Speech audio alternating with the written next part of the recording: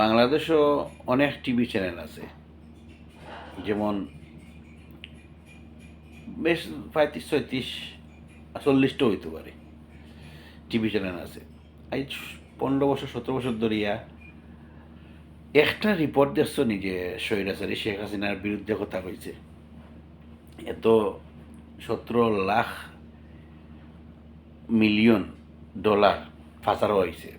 17 লাখ বুঝরাই না কত ফাঁসা রয়েছে, অথচ একটা কথাও কোনো মিডিয়ায় মুখ খুলছে নি। তাইলো সুতিয়া সামসামি যতটা মিডিয়া আছে সব সামসা, সরকারের সামসা। বিদেশও দেখো, আমেরিকা হোক, কানাডা হোক, ইংল্যান্ড হোক, যত জায়গাও দেখলাম তারা মিডিয়ায় কিন্তু ডরায়, কিন্তু সরকারেও ডরায়, সরকারি মঞ্চ ডরায়।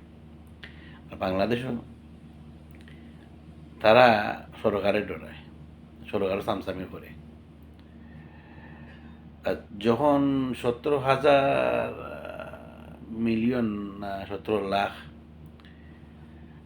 কোটি টাকা ফাঁসা রয়েছে, 17 লাখ কোটি টাকা ফাঁসা রয়েছে বাংলাদেশ থেকে, একটা নিউজ উঞ্চনি কোনো টিভির মাঝে শেখ হাসিনার বিরুদ্ধে হইতে বা এইরকম দরিয়া তুলতে। যখন দেখছে শেখ হাসিনা পড়ে গেছে, মানে গাতে পড়ে গেছে, উঠতে পারেন না, এখন ইন্ডিয়া গিয়ে আর বাড়াইতে পারেন না, আইতে পারেন না, এখন দেখবা তারা আশা কথা আর মিশা কথা বাড়াইব। সত্য হইতে চোখে চোখে চোখ রাখিয়া হইতে হইব, সাংবাদিক এইরকম হইতে হইব। ইন্ডিয়াও দিকেও তারা এখন তারা বিজেপির কিছুটা নিজস্ব চ্যানেল খুলিয়ে দিছে, এজন্য তারা বিরুদ্ধে হয় না। কিন্তু ইন্ডিয়াও আমরা পাশের দেশ, সরকারও ডরায়, আমি নিউজ। আমেরিকা তো আর এটা তো দেখ রায়, আমেরিকা কানাডা এটা ডাইরেক্ট সরকারের প্রশ্ন করিলে, ইংল্যান্ড হোক। আর বাংলাদেশও এইরকম নাই। বাংলাদেশও যে কোনো জিনিস, মানে যদি অন্যায় করে একজন, তুমি যদি টেকা দিলাও শেষ, তুমি যদি ডর দেখাও শেষ। কই দেখছেন 17,000 কোটি টাকা ফাঁসা রয়েছে বাংলাদেশের 17 বছরে। একবার শুনছ কোনো মিডিয়া বাংলাদেশের হইতে? বাংলাদেশের মিডিয়া এটা বহুত বড় নোটিফাইন, সিলেটি ভাষায় যেন হয় না, এই নোটিফাইন তোরে খাপড় তুলিয়া লাইরও বাড়ি দো, এইরকম বাড়ি দিত। 17 বছরে এত টাকা, 17 লাখ কোটি টাকা ফাঁসা রয়েছে, একটা কোনো মাতিছে? মাতিছে না। শেখ হাসিনার বিরুদ্ধে মাতিছে না। আগামীতে যে মানুষ যাইব তারাও ওর বিরুদ্ধে মাতব করিয়া অবিশ্বাস হয় না। আর এখন যখন কথা খর, তখন দেখছে শেখ হাসিনা গাতো ফরি গেছে, বড় গাড্ডাত ফরি গেছে, উঠতে পারে না, যেমন ইন্ডিয়া গিয়ে আর বার হইতে পারেন না। তখন দেখো তারা হাসিনার কিছু কিছু কথা বার হয়। এর আগে বার হয়েছে নি? বার হয়েছে না।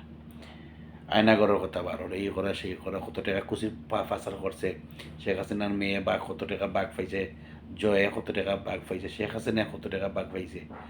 শেখ হাসিনার যে আর একটা গীতাগু আছে, ফিনল্যান্ড থাকে, তার বাতি যে না গীতাগু ফুয়াগু, এ পাইছে, এক বাঘ পাইছে।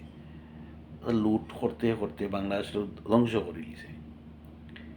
তো বাংলাদেশের মিডিয়া মাদারচুদ যতগু আছে, বুঝছো নি, তারা শেখ হাসিনার পক্ষে আছিল, এখনো আছে, আগামীতে আর দল যাইব, বিএনপি যাইব, তার পক্ষে থাকবে। তারা হইল মিডিয়া হইল জানি সুবিধাবাদী মিডিয়ায়, মাদারসুদ নোটিফাই। দেশ উন্নত হইতো কিলান, ওটা নোটিফাইন তো লাগি তো দেশ উন্নত হয় না, বুঝছো নি।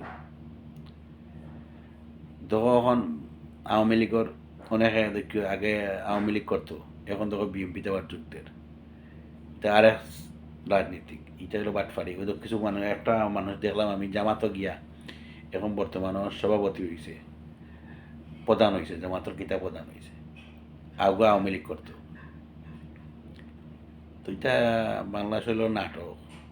বাংলাদেশের রাজনীতি করিয়া তুমি মরবাই, আরো তুমি দলরে বালা ভাইবা, তুমি মরবাই, বাস তোমার, বুঝছো নি। বাংলাদেশের রাজনীতিক এখন বর্তমানে কোনো রাজনীতিক, বালা রাজনীতিক নাই, বুঝছো নি। সব 2 নম্বরই। সেগে খারে মারতো, বড় করতো, সেগুলো মারিয়া বড় হইতো, তোমার জায়গা আছে ওখান কিলান নিত। দেখো কুকুর গরিব, লাঠি নাই, তার পিছিয়ে দিয়ে আঙ্গুল দিব, তারে উচ্চ ধরবো, তার দখল করবো। বাংলাদেশে এইরকম রাজনীতি। বাংলাদেশে বালা কোনো রাজনীতি নাই। সবচেয়ে বড় কথা হলো নটির ভিতরে টিভি যতগুলো আছে, টিভি সাংবাদিক কো মালিক কো ওটা তোর ফোন তো বাড়ি দিত খালি, বুঝছো নি? তো সব সময় ন্যায় পথে চলবো। যেমন আমি বর্তমানে বুঝি সাংবাদিক ইলিয়াস হোসেন বাইরে, তার মতো মানুষ পাওয়া অনেক কঠিন। হাজারো দুনিয়া পৃথিবী খুঁজিয়ে ওই সাংবাদিক, তাই মতো সাংবাদিক পাওয়া বহুত মুশকিল। সাংবাদিক ইলিয়াস হোসেন, পিনাকি ভট্টাচার্য, তারা হইল সাংবাদিক। যেমন কনক সারওয়ার, তারা হইল সাংবাদিক। তারা জীবনের বয় পাইছে না, বুঝছো নি? জীবনের বাঁচবো মরবো এটা চিন্তা করছে না। তারা আসল কথা তুলিয়া ধরছে, চিন্তা করছে না যে আমার ঘর বাড়ি মা বাপ সব আলাদা হয়ে যায়, তারপরেও সত্য কথা ছাড়ছে না। তারা হইল প্রকৃত সাংবাদিক, তারা আমরা স্যালিউট দিই।